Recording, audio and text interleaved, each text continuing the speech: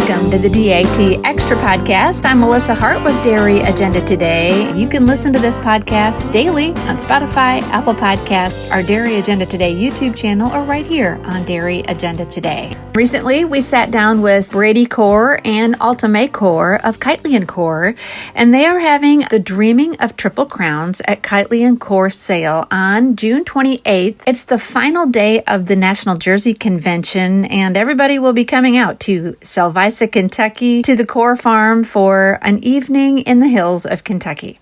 They're going to roll out the red carpet, and everybody is going to experience their Southern hospitality. And while they're in the midst of a lot of preparation for the sale and hosting everybody out there for a farm tour, we were able to get them to sit down with us for just a few minutes to talk about the Dreaming of Triple Crowns at Keightley and Core sale. Here's our visit with Brady Core and his mother, Alta Mae Core.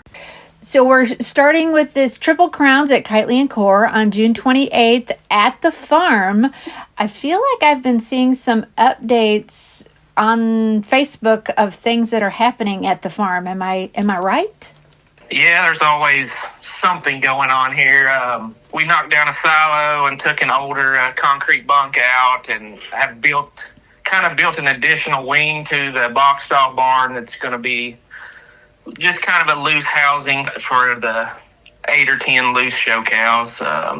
So that's going on as well as, spring planting and hay and lots of cleanup and hair removal, and just been a very busy time. It doesn't feel like you ever just pace yourself, right? You gotta, do a little bit here, do a little bit there. It feels like you're doing everything in one fell swoop. I always say that we're either getting ready for something or getting over something, and that's exactly what we're doing right now. Yes, you are. That's crazy. So where are you in the midst of it now? Like, give us a progress report. The new barn is built.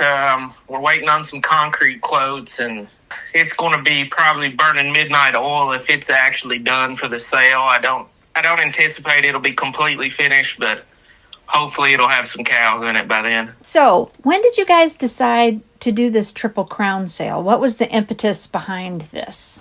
2 years ago, we kind of started doing an IVF satellite here and really ramped up our flush program. And, so we had a lot of pregnancies coming, and we're always way too full on heifers as it is. So when you bring 30 IVF calves, from another facility in, we knew we were going to be full. And then I think when Mom was in California at Vieira's last sale, she kind of talked with some of them about doing something, and they kind of insinuated that they would really support it and put some good stuff in. And so we kind of knew we had 3 national champions that were going to have daughters, and that's where the Triple Crown came from. Okay, tell us about each one of those champions. Well, actually, now we're up to 4 national champions, but so Dream, Bailey, Eloise, and Sheraton all have daughters selling. Give us a rundown on Dream. Well, we could talk an hour on that, but I mean... in a nutshell, of course. But no, I mean, there are people that are going to be like, yeah, I've heard the name. I kind of know the cow family, but kind of give us some things that maybe people don't really know. So Dream is a cow that we purchased as a 2-year-old, kind of a long, jagged story, but essentially received some text message pictures of a cow in a tie stall barn in Canada, and we ended up buying her pretty quickly, sight unseen, and that year I think she was 2nd or 3rd at Louisville. Then the next year she showed just fresh and was 2nd to Daisy and reserve national champion. And then she had a couple years off, and in 18 she won the cheese class and was grand champion this year that we had 4 class winners. And then in 21 she come back as 11-year-old and won the cheese class again and was national champion for the 2nd time. Obviously she hasn't calved since then, but I think all but one of her daughters that could be excellent are excellent already. We've already had several winners that she's the dam of. She has excellent production records, and she's really breeding true for us. Still making embryos today, and we're really blessed to have her.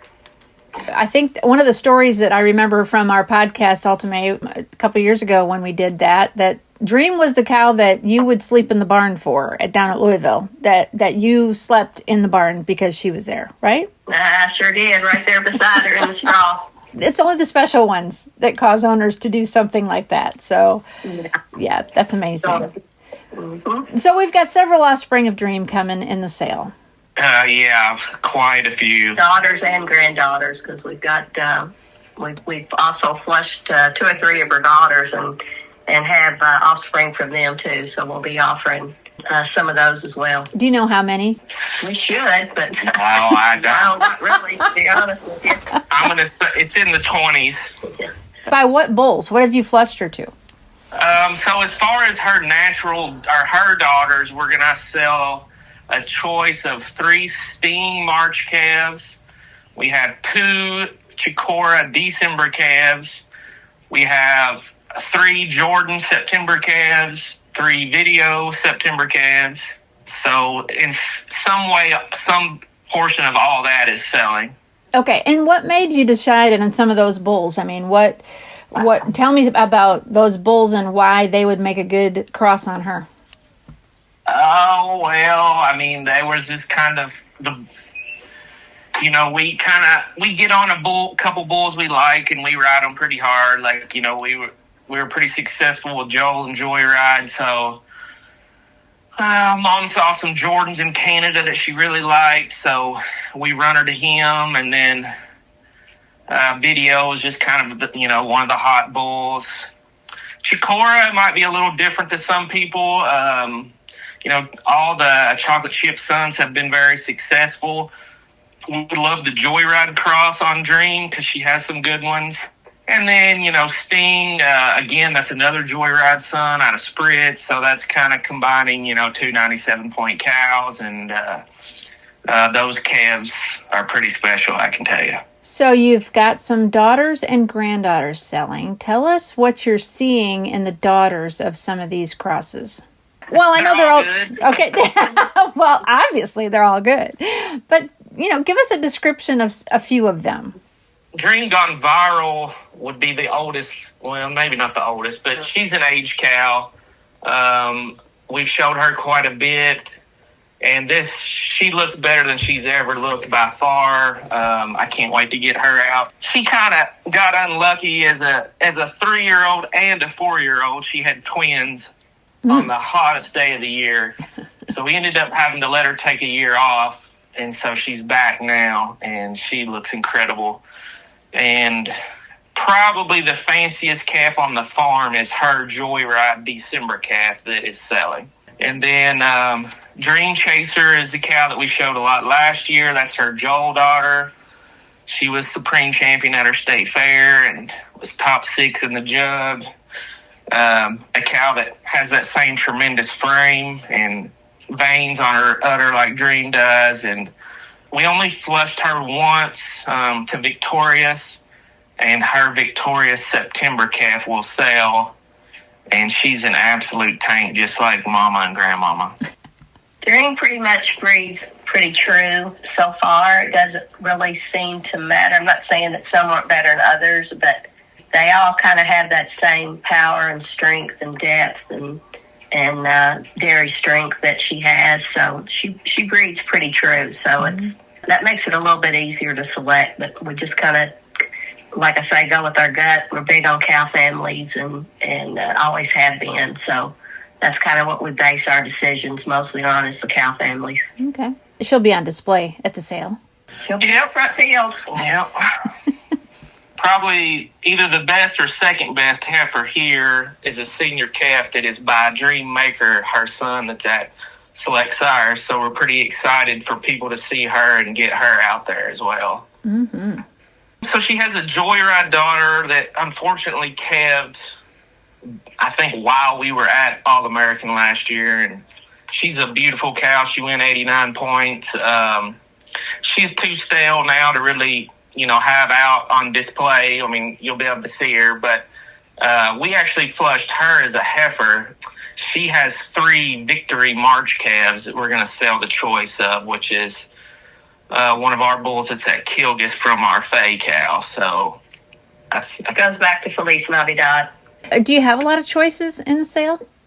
Yeah, quite a few. I mean, we have mostly the dream stuff. And we're selling a choice from First Lady, so that will be Kid Rock, sister to our future cow. That Foxy Lady family from Schulte's. I mean, is there a family that's putting more blue ribbons out right now? Probably not.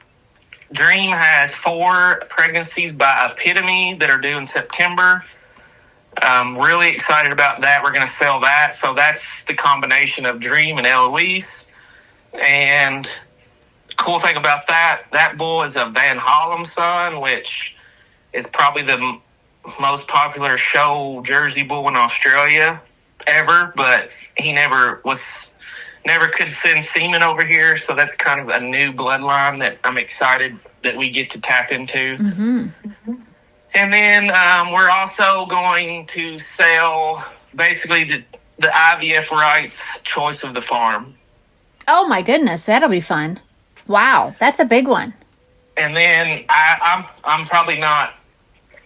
probably can't speak on them much because it's not my language, but we have about 6 or 8 top 50 genomic choice lots that are selling as well from the big time numbers breeders like Cash In and Wickstrom's and places like that. What made you decide to come up with an IVF of the choice of anything on the farm?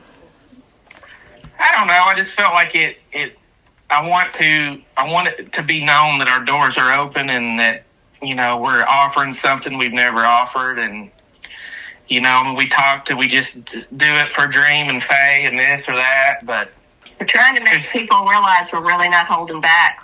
We really are truly opening the doors, like he said, and offering our best. And, maybe if somebody else thinks there's a better one that we're not offering, then we're offering that too. Does that make sense? That's fantastic. I think that would be so much fun to sort through the herd and figure out what you want to do. I mean, I think that'd be a great opportunity for anybody. I love it when people offer things like that because, like you said, it shows that you're not holding back anything. Because so many people they'll sift off the top and then they'll sell what's left, and that's not what people want. They want the best of what you've got, and so yeah. Well, and that's kind of the reason for the the choices of Dream stuff. Rather than us pick out the one we think is best, we don't want people to think, well, they've got 2, 3 more that's probably better, but so we're bringing them all out and you can pick right then what you want, which one you want. That's how Secretariat got there, right? They picked the wrong one. Okay, let's move on. Bailey, let's talk about what you've got coming from Bailey. Well, Bailey, we've got her actual natural calf this year. She had a video calf in April, and I think that's just a really, really, really good cross. And I kind of asked for something from Bailey, and he said, well, how about her natural calf? And I think that's perfect. Oh, yeah. So we're really excited about that. That's you really can't get video semen very easily anymore. Plus, Bailey's Bailey. So right. I think there should be a lot of interest in that. I know, again, we're big on cow families, and I know I'm interested in it. So why do you? I hope I can't afford it, but I am interested in that for sure. Why do you think video makes a good cross on Bailey? Well, I just think videos they're known to have really, really good udders, and she's already got a really good udder. So I don't know. I don't know. I can just visualize what I think what that'll look like, and it's pretty exciting to me. Anything else from Bailey? Nope, that's it. Just okay. one. That's kind of a big one. Bailey don't have just a ton of stuff out there, I don't believe, because she's fresh again. She's going to be poised to potentially make a 3-peat, so I don't think they work her just a whole lot. All right, what about Eloise? We actually have a March calf out of her as well by Askin, which is another Australia bull. Okay, so what makes that cross so good? Askins are pretty well known to be ultra, dairy, refined, great udders, and Eloise has the strength, I think, the strength and the style, the squareness to her rump to carry Askin very well. Tell us about Sheridan. I made a trip to Wisconsin during the spring show to actually get some consignments, and she had a daughter there, a senior yearling that actually Milk Source owned, that was junior champion, and she was just remarkable. And then when I went to the farm to make some selections there, and I got a La La La summer yearling out of her, and then a Joel December calf, which would be a sister to that one that was junior champion.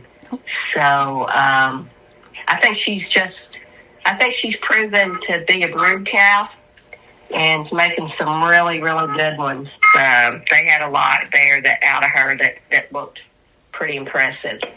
So pretty excited to have both of them as well. Where else did you go up in Wisconsin while you were up there? Well, I stopped at Kilgis's on my way home, and they pretty much gave me the pick of the farm.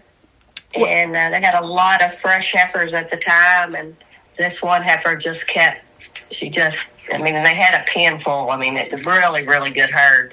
But they had she was only fresh about 3 weeks, but a junior 2-year-old that just kind of never left my sight. And I said, how about this one? And not really thinking I'd get her. And they said, yeah, take her. So had a do-over, I'd probably just bought her for myself. And but anyway, she's a really, really nice young cow. Pretty excited to see how she comes along, because she's got one awesome udder. Again, I hope I can't afford her, okay? Yeah, there you go. Yeah. You keep saying that. And then I did get, I don't know, I think 5 more consignments from the show of ones that had done well, that I picked out because of how they were made, but also about her pedigree. So it was a real successful trip. Can you tell me about those? We got 2 from Alta Mae Jerseys. Mm-hmm. They had just a really good group of heifers. I mean, they were ready to the max. And I got a junior yearling that was second in the class, but a beautiful, stylish heifer. I got her, and they also gave me a senior calf. Both of them were chocolate chips, and a really nice December calf that's, I think, big league. And then I got a Ferdinand sister from Rodney Hetz, a winter yearling that'll be a milking winter yearling this fall. She's a sister to Tessa, which is the cow Rocha showed last year that was supreme champion of the junior show at Madison, and then was intermediate champion at Louisville. She's a sister to her.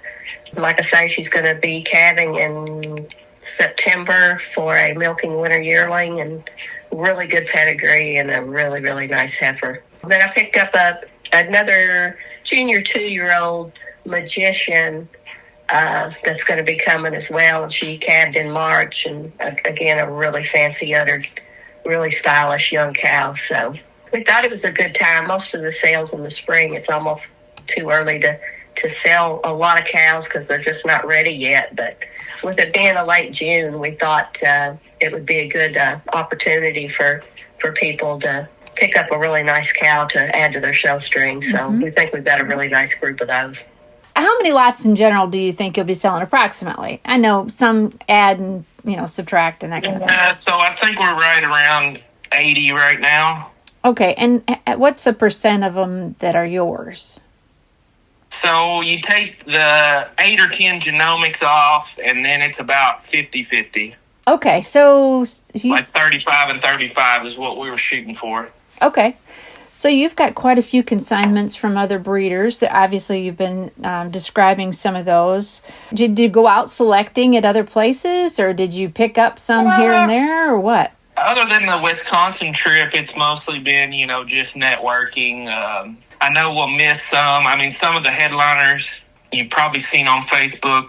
Carruthers had a Colton cow that reserve champion at New York Spring Show. She's a Colton out of that good Tequila Jolie. Somehow we got them to consign her. We absolutely can't wait to see her. She looks unreal in the pictures. So she's coming. Another headliner would be from Lucky Lady. We have a Joel calf that is right out of Fabian, so that will be a Joel sister to Feliz Navidad. I'm pretty sure nothing like that's ever been offered. That's a cow family that we have a lot of interest in. We have lots of family members ourselves that are selling, but between the Fabian family and the Foxy ladies from Schulte's, those two F families are pretty prominent right now. And we got a lot from both of them. Kevin Lutz has a cow that was Supreme Champion at his spring show. She's supposed to come here this weekend. Did get 3 consignments out of Canada, so not a lot, but I did get 3 heifers. 3 heifers from up there that'll be coming down as well that has, again, really deep pedigrees and are really fancy heifers that I think will show real well for people. Oh, who are those from? I got a senior calf from Brydon. Goes back to the Virginia family. I got one from Glenholm, another senior calf. Takasa is Lakasi, or is the bull's name, which is kind of new to me, but up there he's pretty popular and makes some really fancy heifers. So, and she's out of a cow that was all Canadian. So, again, a real nice pedigree that I think will be something different than what some people, a lot of people down here have. And then I got a video summer yearling from Maker Farm, which is Carrie Alexander. Not to overemphasize it, but again, it's really good cow families, and again, that's what we're kind of going for. Josh Hart, Freedom Lane, they're putting a Kid Rock March calf that's the sisters to all the ones that have won everywhere last year, so we're really excited for that. Misty Meadow has a couple coming. I'm pretty sure that it's a Joel heifer that goes back into the Veronicas. So we got them from East Coast, West Coast, and north of the border. You do, yeah. And you got the South covered too with Kevin. Got the South covered too. That's right.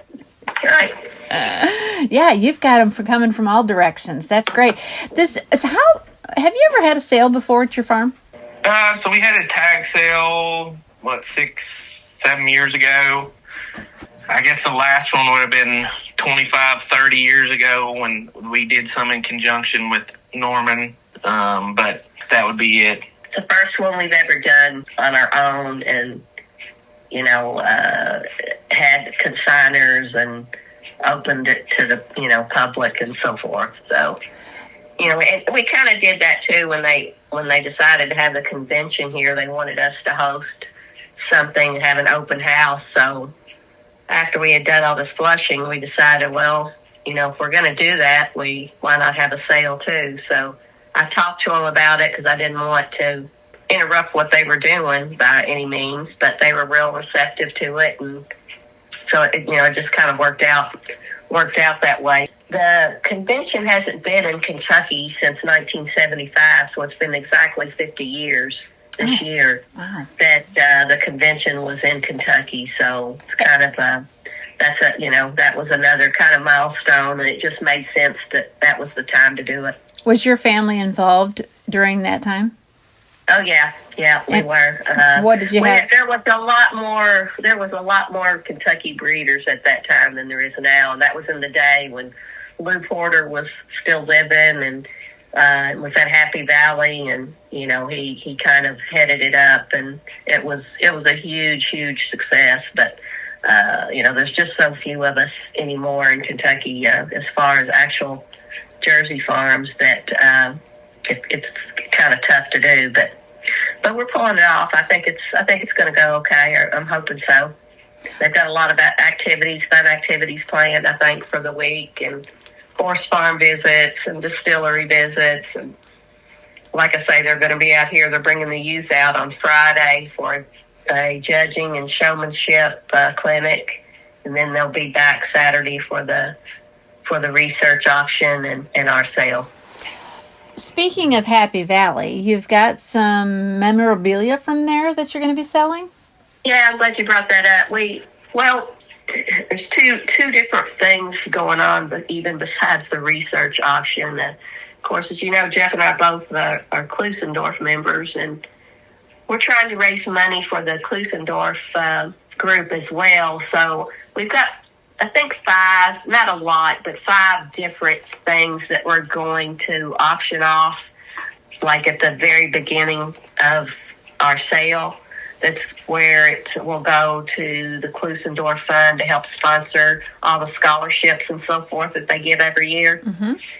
So, yeah, I actually got in touch with Beth Cunningham, which is the people that the Gamble sold Happy Valley Farm to, and that's who owned it when they had their dispersal.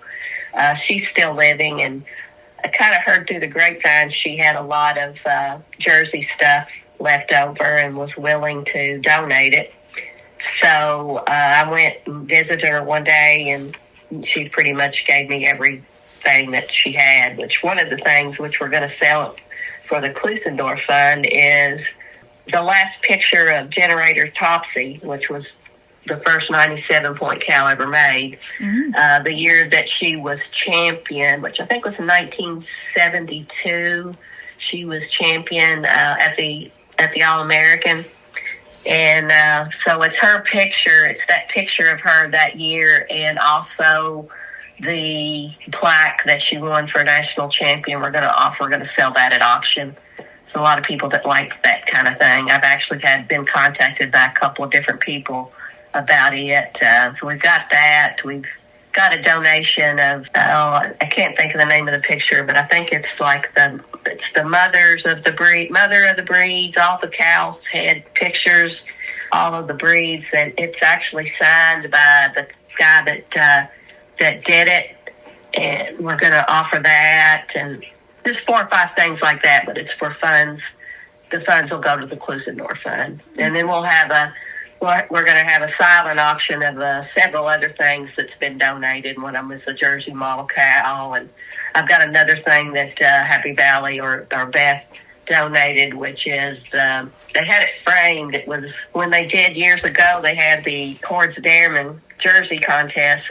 Was Happy Valley's cows, and Topsy was one of them. And I recognized all the cows but one. But anyway, they had that magazine framed and several different things, reasons and all that. So we're going to sell that as well. So yeah, so we got a lot going on and a lot of different things to raise money and for different activities and different funds. So a lot happening. Those are fun things for people to buy. I know that people love memorabilia. Having a nice piece of history means a lot to people. So it's nice that you're able to offer that up, and very generous of Beth Cunningham to allow you guys to do that. So that's fantastic. Yeah, I'm hoping. She's not in very good health. She was doing really good the day I was there, and I invited her to come out for the sale, and I hope she does. I told her I would make sure that if she was able and wanted to come, that I would get her here. So I think she would enjoy it. And I think there's a lot of the old-timer people that I think is coming out to the sale, at least from Kentucky, that's been out of business. And I just think it'd be fun and good for some of these people to come out and kind of reconnect and you hadn't seen for a long, long time. It'll make for a very special event for a lot of people for a lot of different reasons. But one of the things I wanted to ask both of you, and I want you to answer separately, is Alta Mae, what does it mean, having been involved with the Jersey Association as long as you've been involved and having hosted a convention 50 years ago, what does it mean to have the Jersey Convention there this year and coming to your farm for a sale?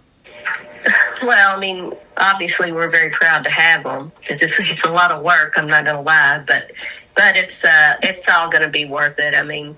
We really, really want people to come, and we want them to enjoy themselves and kind of experience a family farm that's still operating, which there isn't a lot of them, but that aspect of it, and we just want them to have a good time. We want to enjoy some Southern hospitality and Kentucky scenery and a lot of the things that Kentucky has to offer. We're pretty proud of it, to be quite honest. So hopefully it all goes well, and hopefully we'll have a good turnout and people will really, really enjoy themselves. So Brady, you come from a long line of Jersey royalty, as some would say. You're the next generation, and you're raising another generation. You've been very successful over the years. Your family has been, and it's due to a lot of hard work there on the farm that I've witnessed personally when we dropped in for a visit one time. What does it mean to you to have the Jersey Association and just having the convention nearby and being able to host everybody? Oh, it's an honor. It's scary in a way just because we have so much work to do yet. But, it's, how it is, the show people, the cow people, they're like your family. A lot of them, we only get to see a couple times a year. So it'll be cool to open our doors and get all those people here to see, all of our hard work. I think it would be interesting to touch back with you guys about July 15th. So I think you're different because both of you are like, I can hear the pressure in your voices about, all the things that you have to get done before you, like anybody who hosts anything like this, there's so much pressure to be able to get it all done and presentable, and you want it to go well. And there's just so many things.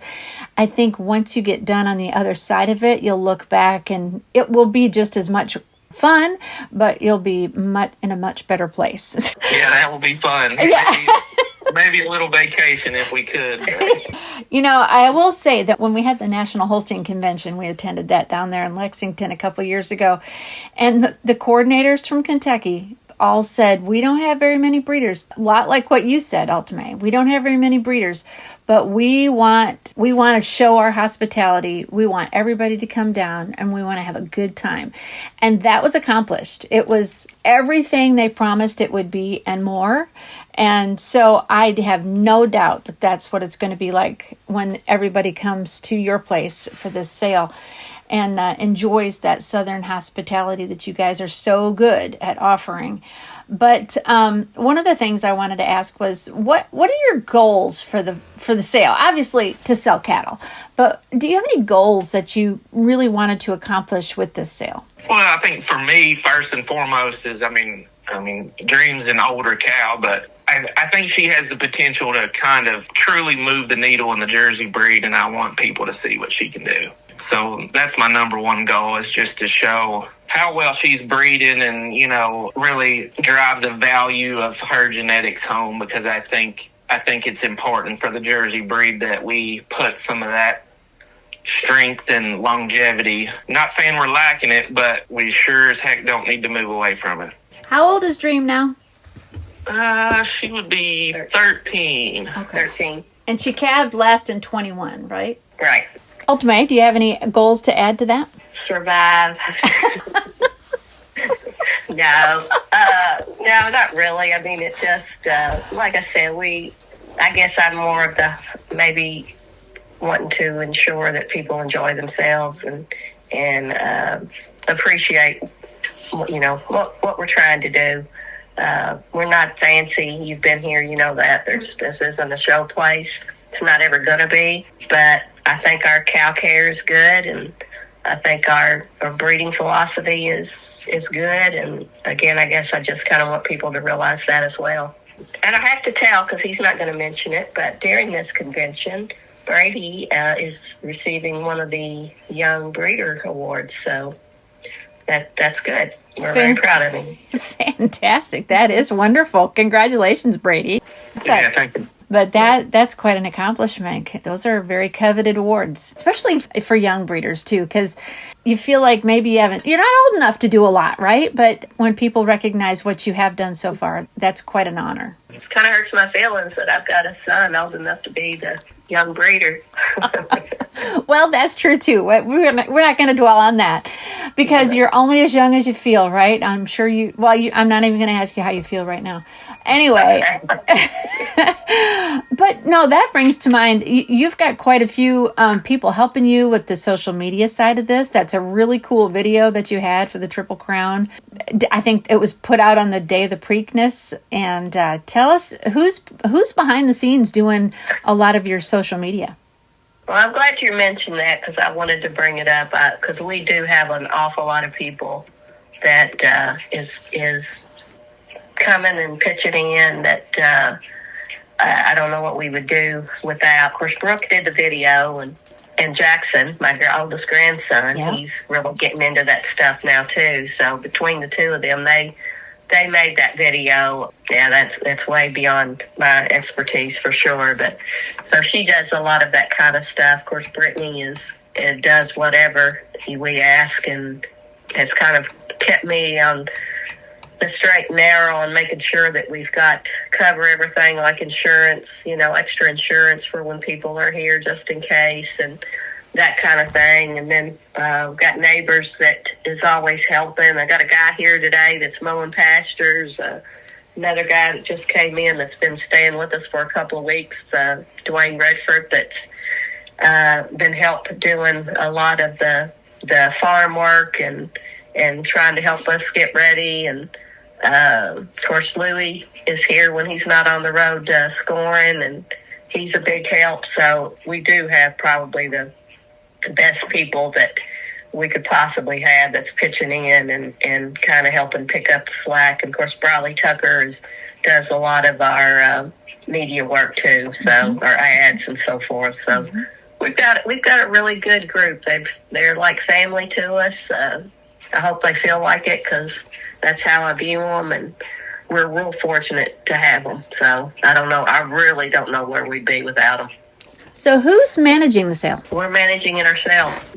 We kind of did the selection and all that ourselves, and Chris Hill's going to do the auctioneering, and got Herbie Lutz reading pedigrees, and everybody that I've asked if they'd worked the sale as far as taking bids or whatever, they've all said yes, and I've even had people come to me and ask me to be involved. So again, we're very fortunate to have so many people that are interested in it and are good friends. So I feel very, very blessed to have that. All right. And do people, if they want a catalog, or how do they get a hard copy? Reach out to us in email or social media with name and address if you can, please. Okay. All right. Otherwise, it'll be on Dairy Agenda and on Keightley and Core Jerseys. Is that where you're going to have most of your updated videos and that kind of thing? As things get closer to the sale, you'll have a lot of your stuff on that Facebook page? Right there. We have an event page set up for the sale as well, so it'll all funnel through that. Is there anything else that I missed that you want to talk about? Well, you haven't asked us who Lot 1 is. Oh, tell us who Lot 1 is, Brady. Lot 1 is Schulte Brothers' Victorious Future. She was the All-American Junior 2-year-old last year at Louisville. Summer Junior 2 that won at Louisville. Come from Schulte Brothers. She's a Victorious out of First Lady. Was a lot of interest in her at Louisville last year. We probably should have priced her then, but we kind of at that point knew that we were having the sale, and she's due the 1st of April, and fingers crossed she's calved in good. Looks like $1 million. I can't wait for people to see her. Everybody will be waiting on that one. I think Schulte's are selling her daughter as well. Crestbook is selling a choice to be a sister to her, and I think she could be the one. So you've got the older cow families covered, and you've got a new younger one coming up that's going to generate a lot of excitement as well. Yeah, it was hard. I did most of the selecting here on the farm. As far as our 2-year-olds, most of them are just calving right now, so I kind of had to catalog some extra ones.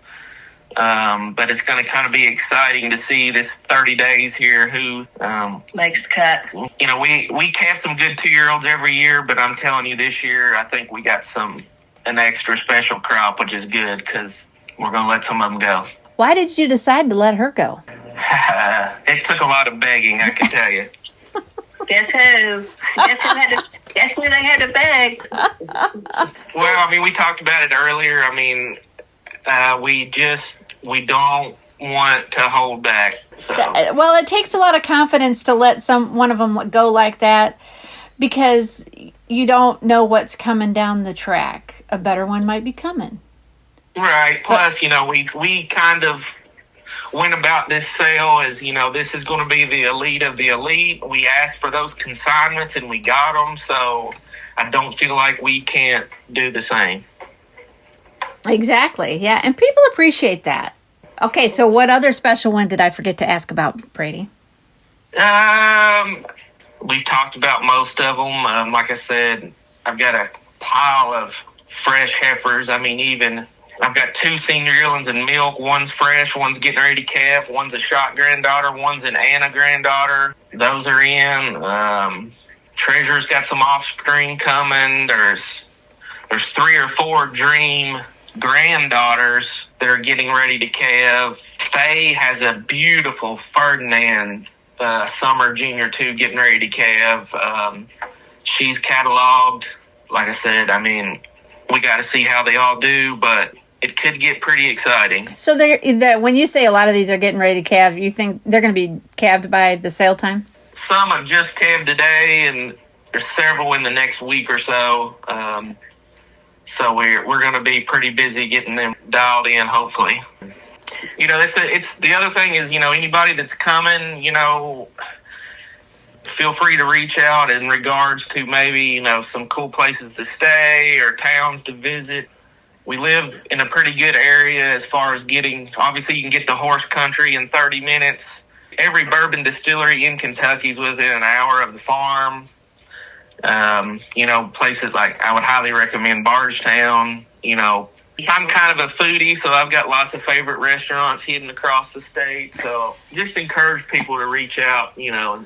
Since you said that, give me your top 3 food places to go within a half an hour of the farm. Do you have 3 that you can mention? Well, I mean, Lexington kind of has everything. I mean, Malone's is probably the most known. It's a nice steakhouse, not like elite, but it's really, really good.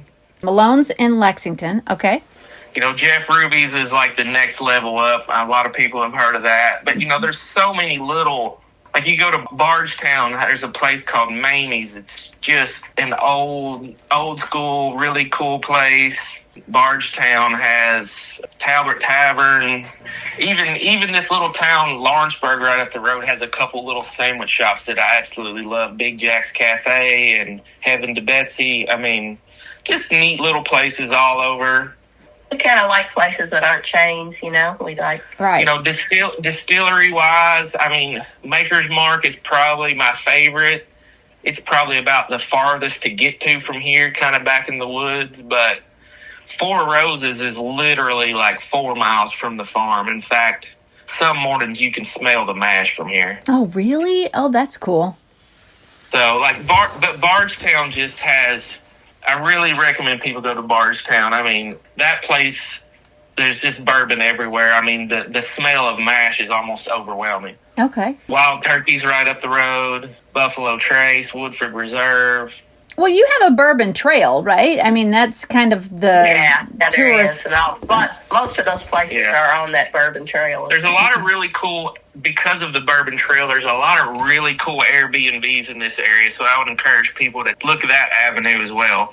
Actually, probably 10 miles from here, kind of in the middle of nowhere, there's a little resort, and they're Airbnbs, and they're shaped like whiskey barrels. They're like all these barrel houses on the side of this hill. It's kind of cool. Oh, yeah. That sounds really intriguing. Of course, horse country's kind of, you know, on this side of Lexington. I mean, if you come to Lexington, you have to just take back roads there towards the northeast side of Lexington. If you just drive, man, if you've never seen it, Midway, Paris, if you've never seen that, your eyes won't believe what they're going to see. I can attest to that. We took the tour. We took some tours when we were on the Holstein Convention. Those thoroughbred farms are it's a different world.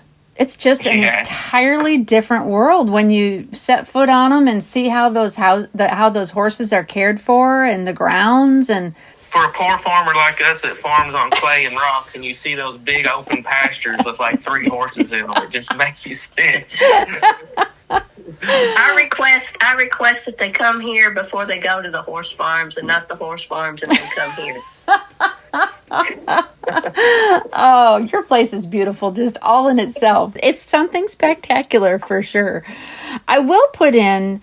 And I don't know if maybe you guys don't think it's all that great, but one place we went to was Red State Barbecue, And oh yeah, it's famous. oh my gosh. It's really good. It's Yeah, really good. it was a terrible looking place. And, Oh yeah, and there ain't nothing clean about it other than the food. oh my gosh, no, we drove up on that and I thought, really, this is where we're going to eat? And It looks shady around there too. The Oh. first time I had always heard about it, and the first time I stopped in to get some to bring home, honestly, I ended up didn't get out because I didn't really feel.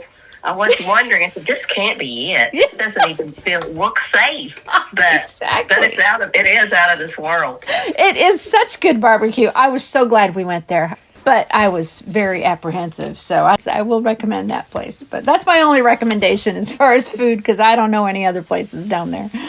I think they're taking the tour, and they're going to Shaker Village for lunch the day of the sale. That's where they're going that morning, and they'll have lunch there and then come out here that afternoon as far as the convention is concerned. So, but Shakertown's pretty cool, and it's a really good place to eat too, really good. Wow, that'll be fun. It sounds like a great schedule, and people are really going to enjoy just being there. I hope it's good weather for the whole week. I hope it's, not... Yeah, it could be pretty hot, but hopefully other than that. What time does the sale start? We are supposed to start the cow sale at 6 p.m., so, it's gonna get up into the night for sure, but we thought with it being in late June, it's not going to get dark here till almost 10 o'clock, and so... It'll be a little cooler, That's what I was thinking. It'll cool off. There'll be a good meal and... Having barbecue, but it won't be red steak. Sorry about that. Anything else? I'm not going to name any names. We got a lot of help that we've thanked, and we've been fortunate. We're getting some pretty good sponsorships too, so that's nice. And we'll put all that out there when it's all done, but we just appreciate all the industry support as well. That was Brady Core and Alta Mae Core of Keightley and Core Jerseys in Salvisa, Kentucky. If you want more information about the Dreaming of Triple Crowns at Keightley and Core sale on June 28th, you can find all of that information on Dairy Agenda Today in the featured sales list on the right side of the homepage, or by clicking on their banner ad. The catalog is now online. Online bidding is available. I'm Melissa Hart with Dairy Agenda Today. You can listen to this podcast daily on Spotify, Apple Podcasts, our Dairy Agenda Today YouTube channel, or right here on Dairy Agenda Today. Thank you for listening to the DAT Extra Podcast.